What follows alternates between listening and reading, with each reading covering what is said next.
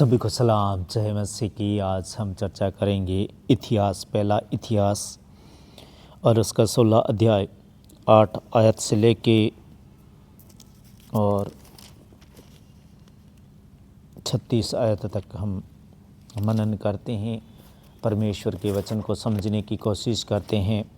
और ये है धन्यवाद का भजन, कि धन्यवाद का भजन जो कि प्रभु को कैसे धन्यवाद देना चाहिए। और धन्यवाद का भजन, यहोवा का धन्यवाद करो, मतलब परमेश्वर का धन्यवाद करो। और परमेश्वर बार बार हमसे कहता है कि मुझे धन्यवाद दो।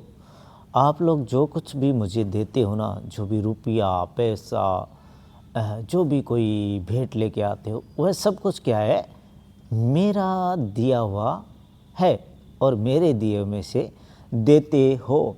तो कभी भी ये घमंड नहीं करना कि हमने प्रभु को कुछ दिया है, हमने प्रभु को पैसा दिया है, हमने प्रभु के भवन में ये दिया है, हमने प्रभु को वो दिया है। उसकी तो प्रभु हमें आशीष देता है वापस, क्योंकि वह कहता है कि दे के देखो, मैं तुम्हारे लिए आकाश के झरोखे खोल दूंगा। अगर हम निसंदेह होकर देते हैं ना, और प्रभु कहता है कि देना भी ऐसे देना है कि कोई ऐलान करा के नहीं देना कि मैंने इतने दिए हैं। देना कैसे है? देना ऐसे है कि तेरे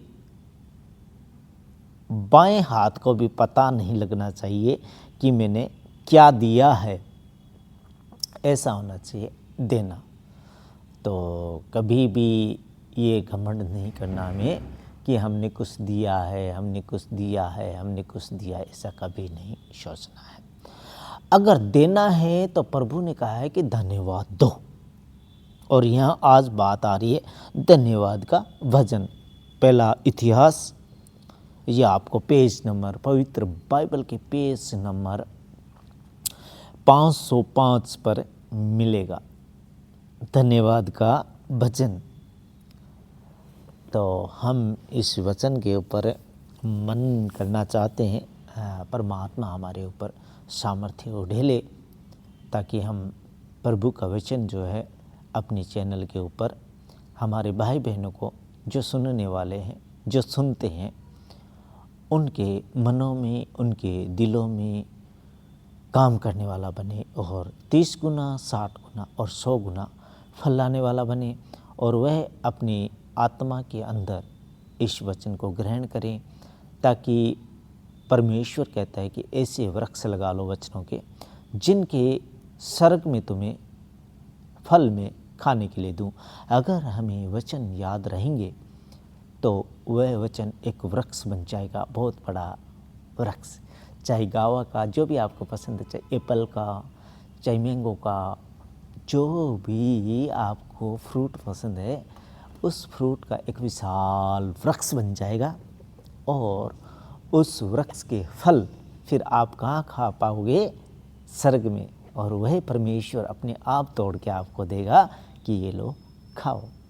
तो ऐसा हमारे दिलों में, हमारे मनों में परमेश्वर के वचनों को ग्रहण करना चाहिए। चाहे आप जिस कोई भी धर्म के हो, परमेश्वर एक है, पिता एक है, उसे हम पिता कह के पुकारे तो सरी। वो कहता है कि मेरी तरफ एक स्टेप, एक सीढ़ी पैर मेरी तरफ रखो तो सरी, मैं आपके लिए हजारों सीढ़ियाँ उतर के नीचे आ जाऊंगा और आपका हाथ जो है वह थाम लूँगा। तो परमेश्वर बहुत हमसे प्यार करता है। हम जिस जाति के, जिस धर्म के मानने वाले भी हो, परमेश्वर एक ही है, निराकार परमेश्वर। वो हमारा हाथ, जब हम उसे पुकारेंगे, वह हमारे हाथ को थाम लेगा। तो ऐसा परमेश्वर कहीं नहीं मिलता है, जो कि हम पुकार के तो देखें परमेश्वर को। निसंदेह होके परमेश्वर कहता है कि जो ऐसी प्रतीति कर लो कि मुझे मिल गया तो मिल जाएगा। जो भी कुछ आप प्रार्थना में, आप अपने मन में मांग लोगे और ऐसा जान लोगे कि ऐसा हो गया और वैसा ही हो जाएगा। 2 दिन पहले मैंने सोशल मीडिया से एक मेरे चैनल पे भी डाला है उस वीडियो को कि एक मैग्नीफाई ग्लास जिससे अक्सर जो ब्रिक होते हैं वह मोटे दिखने लग जाते हैं। जो हमारे चश्मे के ऊपर भी ये ग्लास होता है, ये थोड़ा कम पावर का होता है और मैग्नीफाई ग्लास जो होता है वो बहुत मोटा होता है, इतना मोटा होता है जिसको हम ऐसे छोटे अक्षर पे भी अगर हम लगाएंगे तो बहुत बड़ा दिखेगा। अब वहाँ पर बात ऐसे आती है कि क्या आपने सोचा है कभी कि मैग्नीफाई ग्लास से आग लग सकती है? क्या आपने कभी आग लगाई? तो आग इससे भी लग सकती है। 2 से 4 मिनट अगर सूर्य की किरणों की तरफ एक चुट करके उसकी बिंदु जो निकलेगी उसको एक चुट करेंगे तो वहाँ पर क्या होगा कि धीरे धीरे वो कागज़ जलने लग जाता है। और अगर हमारी स्क्रीन के ऊपर उसे एकत्रित करके रखेंगे तो स्क्रीन जलने लग जाती है कि ये क्या हो गया, मेरी स्क्रीन क्यों जल रही है। तो उसको एक जगह में रखने से अगर हम उस चीज़ को हिलाते रहेंगे तो कुछ नहीं होगा, ना आग लगेगी ना कोई और। जब हम एकत्रित मन होकर अगर परमेश्वर को हम ढूंढेंगे, उनका कहने का मतलब यही था और समझाने का मतलब भी यही है कि हम भटक जाते हैं, हम इधर उधर भटकते हैं। तो भटकना नहीं है, मन को एकत्रित परमेश्वर की तरफ लगाना है। तो आपको पता होगा वो मैग्नीफाई ग्लास आग लगा सकता है, इतनी बड़ी आग जो है कि लगा सकता है। और बचपन में हमने भी कागज़ जला के कागज़ से धुआं निकाला हुआ उससे है। अगर उसको एकत्रित करेंगे तो बहुत बड़ी ताकत निकल के सामने आएगी। अगर हिलाते रहेंगे तो कोई प्रॉफिट नहीं होगा, कोई आग लगेगी नहीं। तो वैसे ही है हमारे मन को मैग्नीफाई ग्लास की तरह एक जगह रखना है। जब हम एक जगह रखेंगे तो हमारा ब्रेन है वो एनर्जाइज होगा, परमेश्वर हमारे लिए सामर्थ्य भेजेगा और परमेश्वर हमारे से दूर नहीं है। सूरज वही है, धरती वही है, मैग्नीफाई ग्लास वही है। अब हम क्या है? हम मैग्नीफाई ग्लास है, हमारे अंदर ताकत है क्योंकि सूरज वही है, धरती वही है, हम मैग्नीफाई ग्लास है। लेकिन हम स्थिर नहीं रहते हैं, हम उस मैग्नीफाई ग्लास को हिला रहे हैं मनुष्य। तो क्या होता है, हम परमेश्वर को नहीं ढूंढ रहे हैं, हम भटक रहे हैं। तो हमें भटकना नहीं है संसार के कामों में। हम अगर मैग्नीफाई ग्लास है तो उसकी ताकत को हम इन्वॉल्व करें, वो ताकत दिखाए,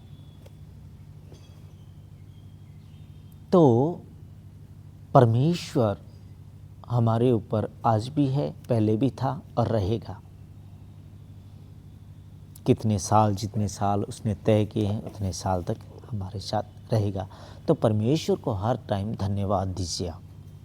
आप उठते हैं धन्यवाद दीजिए, आप दोपहर को परमेश्वर को धन्यवाद दीजिए कि इतना सुंदर मुझे दिन दिया। इस दिन को मैं तेरे सामर्थ्य हाथों में देता हूँ।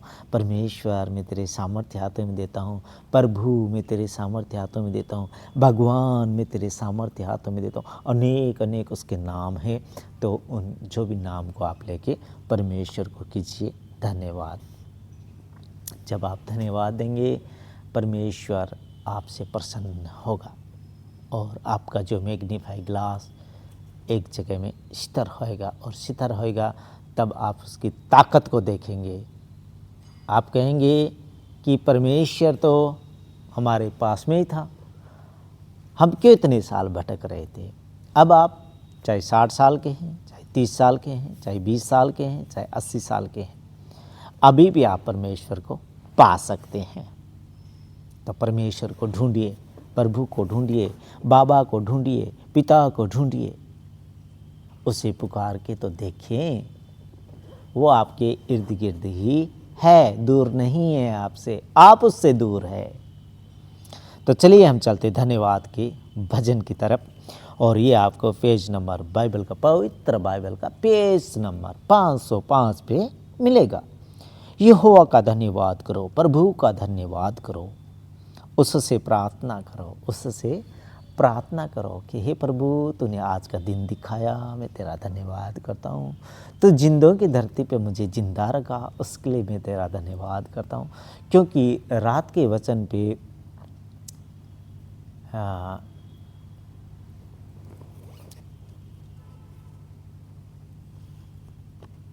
उस राजा का 15 साल आयु बढ़ा दी थी, 15 साल की आयु बढ़ा दी थी। राजा हिजकिय्याह इतना बीमार हो गया था, तो यशायाह नबी ने आके उससे कहा कि तू मरने वाला है, तू अब जिंदा नहीं रहेगा, जो भी तेरे परिवार से जो भी तुझे कहना है वो कह दे। तब वह दीवार की तरफ मुंह करके और रोने लगा कि हे पिता, मैंने जैसा तूने कहा है वैसे मैं चला हूँ आज तक। उसकी तमन्ना थी, परमेश्वर का दास था, राजा था, राजा होने के बावजूद इतना ज़्यादा बीमार हो गया, मरने के करीब था। परमेश्वर ने भी यशायाह नबी से कहा कि जाके कह दे कि तू अब जीवित नहीं रहेगा, लेकिन वो गिड़गिड़ा के फूट फूट कर रोने लगा।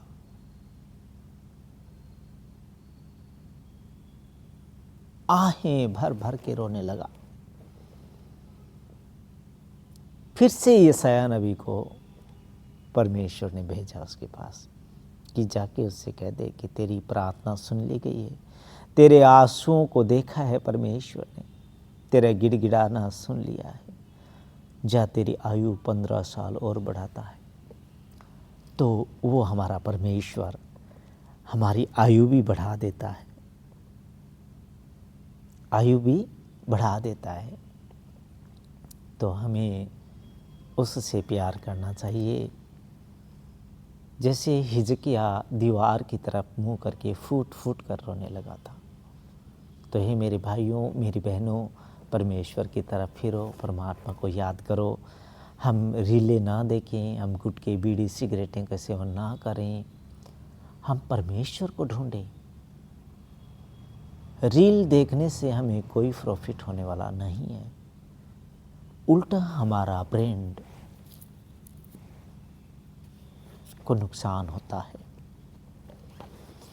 देखना है परमेश्वर की चीज़ें, अच्छी अच्छी चीज़ें सुनिए, देखिए, बोलिए,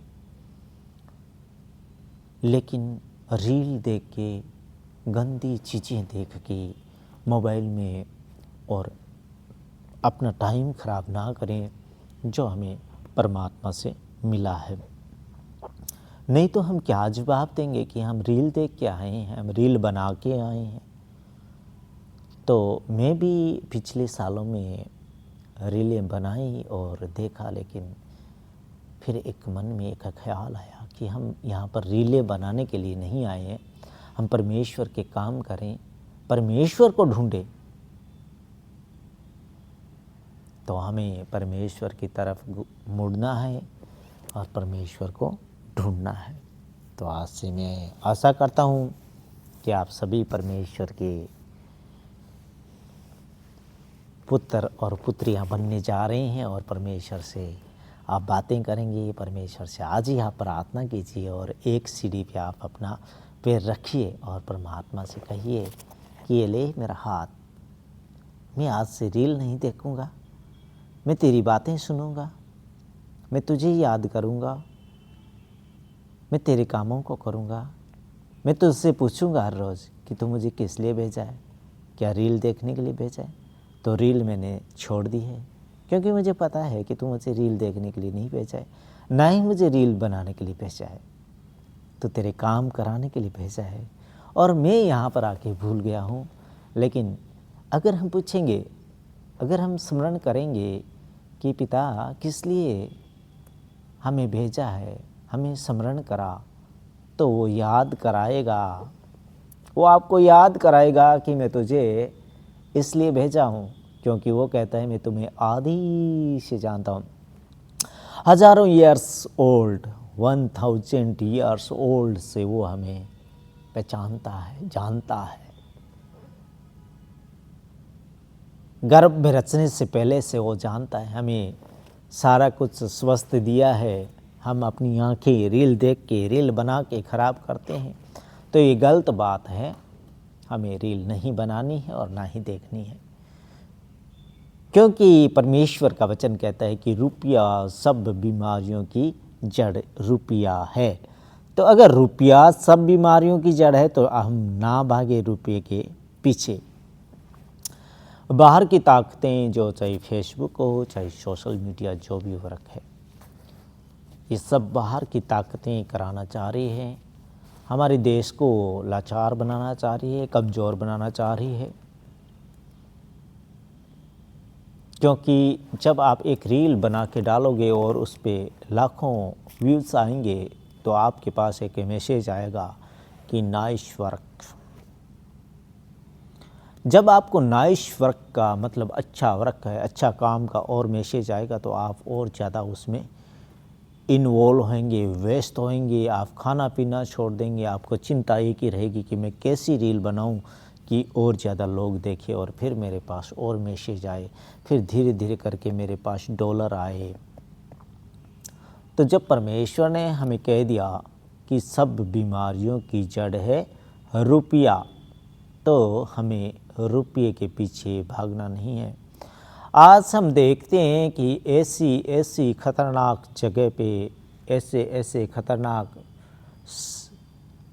स्टेप बनाने की कोशिश, चाहे हमारे भाई हो, चाहे हमारी बहन हो, स्टेप करना चाहते हैं। सांप को पकड़ लेते हैं, सांप को जो भी सांप को ऐसे करते हैं। सड़कों पे हम देखते हैं, रीलें बनाते हैं, गाड़ी की चिंता नहीं करते, ट्रेन की पटरी के नीचे सो जाते हैं, ट्रेन ऊपर से निकल जाती है। इतने खतरनाक खतरनाक स्टेप इंसान ले लेता है। पहाड़ के लास्ट कॉर्नर पे चले जाते हैं, जिससे कई लोगों की मौत हो जाती है। छत के किनारे पे चढ़ जाते हैं, जहाँ पर गिरने से मौत हो जाती है। नदी के बीच में चले जाते हैं और उस टापू पे चले जाते हैं और बाढ़ आ जाती है और पूरे के पूरे परिवार नष्ट हो जाते हैं। हमने देखा अपनी आंखों से। तो मेरे भाइयों और मेरी बहनों, मैं आपसे हाथ जोड़कर विनती करता हूँ कि प्लीज़ ऐसे स्टेप ना करें और परमेश्वर को ढूंढें। क्योंकि परमेश्वर का आज से 2 दिन पहले जो वचन डाला था, उसमें लिखा था कि किस से डरें, मनुष्य से डरना नहीं है। किस से डरें? मनुष्य से अगर डरेंगे तो मनुष्य का जो जीवन है वो हमें 30 साल, 20 साल, 40 साल का है जो समाप्त हो जाएगा। अब परमेश्वर कहता है कि अगर उससे डरोगे, अगर वो आपके प्राण भी ले लेगा, तो भी आपको कोई नुकसान होने वाला नहीं है। क्योंकि डरो उससे जिसको ये अधिकार हो कि इस आत्मा को नरक में डाल दो, उससे डरो, परमेश्वर से डरो। तो हमें डरना है परमेश्वर से, नहीं डरना है हमें मनुष्य से। जो हमारा साथ कुछ सालों तक, कुछ दिनों तक, क्योंकि हमारा पता कुछ नहीं होता है, तो मनुष्य से नहीं डरना है, चाहे जितने भी बड़े ओहदे पे वो हो, उससे नहीं डरना है, बल्कि डरना केवल परमेश्वर से है। परमेश्वर से हम डरेंगे तो परमेश्वर हमारी आत्मा, जो आत्मा का मालिक है, जिस आत्मा को वो हजारों साल पहले से वो जानता है, उससे हम डरें, उससे हम डरें। तो परमेश्वर से डरना है हमें, ना कि मनुष्य से। तो आइए हम चलते हैं आगे। यहोवा का धन्यवाद करो, प्रभु का धन्यवाद करो, उससे प्रार्थना करो, देश देश में उसके कामों का प्रचार करो, देश देश में उसके कामों का प्रचार करो, उसका गीत गाओ, उसका भजन करो। बहुत ही मन भावना वचन आज आपके पास पहुंच रहा है। परमेश्वर का पहले इतिहास की पुस्तक, उसका 16 अध्याय के द्वारा मानो कि परमेश्वर हमसे बात कर रहा है। मैं ऐसी प्रतीति कर रहा हूँ कि परमेश्वर खुद मुझसे बात कर रहा है इस पुस्तक के द्वारा, क्योंकि जब इस पुस्तक के बारे में, इस पवित्र धर्म शास्त्र के बारे में बताया गया, कैसे बताया गया, जब वो धनवान मनुष्य और लाजर की स्टोरी में, जब वो धनवान जो नरक में डाल दिया गया, तो वो अब्राहम से कह रहा है, पिता अब्राहम से कह रहा है कि हे पिता, लाजर को फिर से संसार के अंदर भेज कि वह लोग फिरे और अपना मन फिराए। तब पिता अब्राहम ने कहा कि उनके पास मूसा की, भविष्यवक्ता की, भविष्यवक्ताओं की पुस्तक वहाँ पर है। ये पुस्तक, इस पवित्र शास्त्र का वहाँ पर जिक्र हुआ, नरक में जिक्र हुआ। स्वर्ग के पिता अब्राहम ने नरक के धनी मनुष्य से कहा कि वहाँ पर ये पवित्र शास्त्र है, वह उसको पढ़े, उसकी सुने। तो उसने कहा, नहीं पिता, कोई मरे हुओं में से जाएगा तो वो मन को फिराएगा। तो पिता अब्राहम ने कहा कि अगर वो इस पवित्र शास्त्र के भी नहीं जानता, तो अगर मर के भी इंसान उनके बीच में चला जाए तो भी उसकी नहीं सुनेंगे। तो हमें सुननी है, परमेश्वर की बातें समझनी है, पढ़नी है, सोचनी है, देखनी है, उन पे चलना है।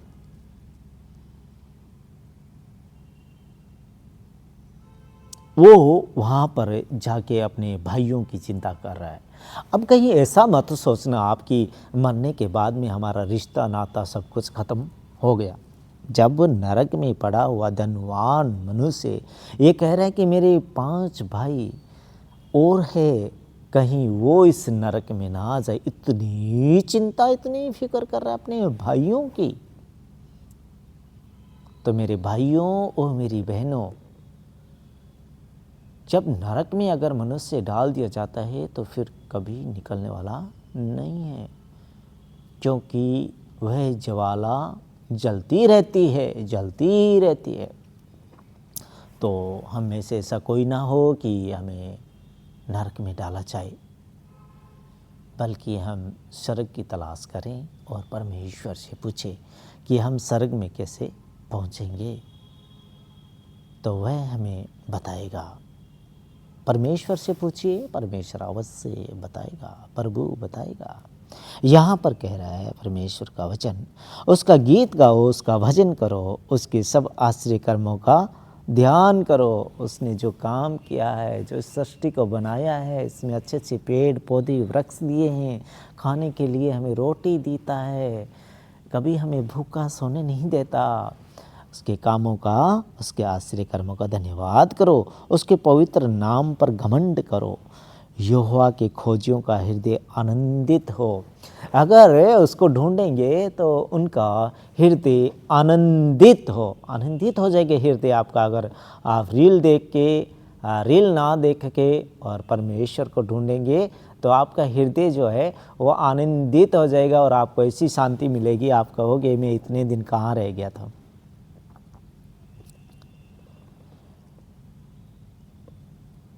यहोवा और उसकी सामर्थ्य की खोज करो, उसके दर्शन के लिए लगातार खोज करो, उसका दर्शन पाने के लिए लगातार खोज करो। प्रभु का दर्शन पाने के लिए कि प्रभु तो मुझे मिलेगा, ऐसी अपने मन के अंदर लालसा रखो। दर्शन के लिए लगातार खोज करो, उसके किए हुए आश्चर्यक्रम, उसके चमत्कार, न्याय वचन स्मरण करो। उसने जो चमत्कार किए इस सृष्टि के ऊपर उसका स्मरण करो। हे उसके दास इज़राइल के वंश, हे याकूब की संतान, तुम जो उसके चुने हुए हो, वही हमारा परमेश्वर यहोवा है। उसके न्याय के काम पृथ्वी भर में होते हैं, पूरी पृथ्वी पे उसके न्याय के काम होते हैं। उसकी वाचा को सदा स्मरण रखो। ये वही वचन है जो उसने 1000 पीढ़ियों के लिए ठहरा दिया। 1000 पीढ़ियों के लिए ठहरा दिया, हजारों साल, 1000 पीढ़ियां के लिए ठहरा दिया। वह वाचा उसने अब्राहम के साथ बांध दी और उसी के विषय उसने इसहाक से शपथ खाई और इसी को उसने याकूब के लिए विधि करके इज़राइल के लिए सदा की वाचा बांध कर यह कहकर दृढ़ किया, मैं कनान देश तुझी को दूंगा, वह तुम्हारा निज भाग होगा। उस समय तो तुम गिनती में थोड़े थे, वरन बहुत ही थोड़े और उस देश में परदेशी थे, और वे एक जाति से दूसरी जाति और एक राज्य से दूसरे में फिरते रहे।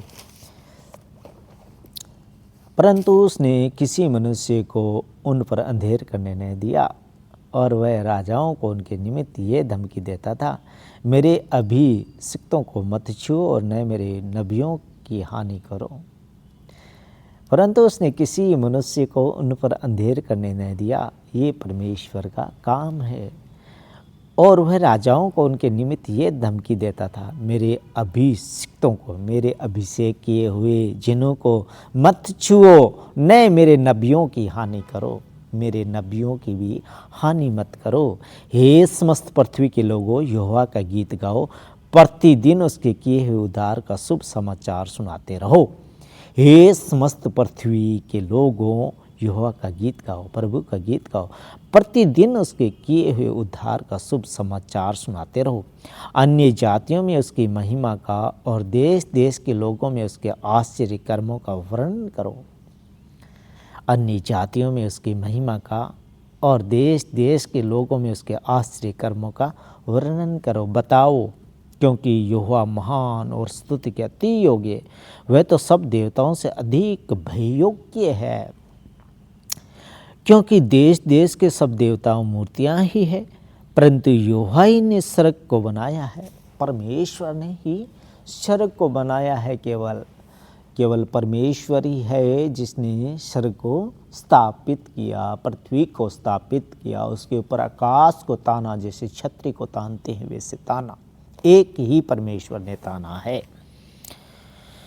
उसके चारों ओर वैभव और ऐश्वर्य है, उसके स्थान में सामर्थ्य का और आनंद है। ये देश देश के कुलों, यहोवा का गुणानुवाद करो, यहोवा की महिमा और सामर्थ्य को मानो। यहोवा के नाम की महिमा ऐसी मानो जो उसके नाम के योग्य। भेंट लेकर उसके सम्मुख आओ, पवित्रता से शोभायमान होकर यहोवा को दंडवत करो, उसके सर आगे झुकाओ, क्योंकि वह कहता है कि हर एक जीभ मेरा अंगीकार करेगी और हर एक घुटना मेरे सामने झुकेगा। परमेश्वर के सामने, पिता के सामने, एक परमेश्वर के सामने हर एक घुटना झुकेगा। आकाश आनंद करे, आकाश भी आनंद करे, पृथ्वी मगन हो, और जाति जाति में लोग कहे यहोवा राजा हुआ है। जाति जाति में लोग ये कहे कि प्रभु राजा हुआ है। समुद्र और उसमें की सब वस्तुएं गरज उठे, मैदान और जो कुछ उसमें वह प्रफुल्लित हो, आनंदित हो। उसी समय वन के वृक्ष यहोवा के सामने जय जयकार करेंगे। बोला हालेलुया। उसी समय वन के वृक्ष यहोवा के सामने जय जयकार करेंगे, क्योंकि वह पृथ्वी का न्याय करने को आने वाला है। उस समय वन के वृक्ष, वन के जो हमारे जो भी वृक्ष है वो जय जयकार करेंगे और सब मनुष्य सुनेंगे कि क्या हो रहा है। एक दिन मुझे चर्च के अंदर में ऐसा सपना आया, मैं जब सो रहा था तो ऐसा सपना आया कि काली वाली जो चिड़िया होती है ना, वो मुझे कह रही सांप सांप सांप सांप सांप। उनकी आवाज़ मुझे एकदम क्लियरली सुनाई दे रही है कि वो मुझे कह रही है कि सांप सांप पीछे देखो, सांप सांप सांप पीछे देखो, सांप सांप सांप। इतना मुझे आश्चर्य हुआ कि सचमुच चिड़ियों का शब्द भी हम उनकी भाषा वो क्या बोल रही है हमें समझ आएगी, क्योंकि ये परमेश्वर की बनाई हुई चीज़ें हैं। तो यहाँ पर कहा है कि उसी समय, उस समय जब वह प्रभु आएगा, परमेश्वर आएगा, वन के वृक्ष यहोवा के सामने जय जयकार करेंगे। देखना कि वृक्ष जो है वो बोलेंगे और हम सुनेंगे, जय जयकार करेंगे, क्योंकि वह पृथ्वी का न्याय करने को आने वाला है। यहोवा का धन्यवाद करो, क्योंकि वह भला है, उसकी करुणा सदा की है। और ये भी कहो, हे हमारे उद्धार करने वाले परमेश्वर, हमारा उद्धार कर। और ये जरूर कहना, एक जब आप प्रार्थना करते हो ना, तब ये कहना,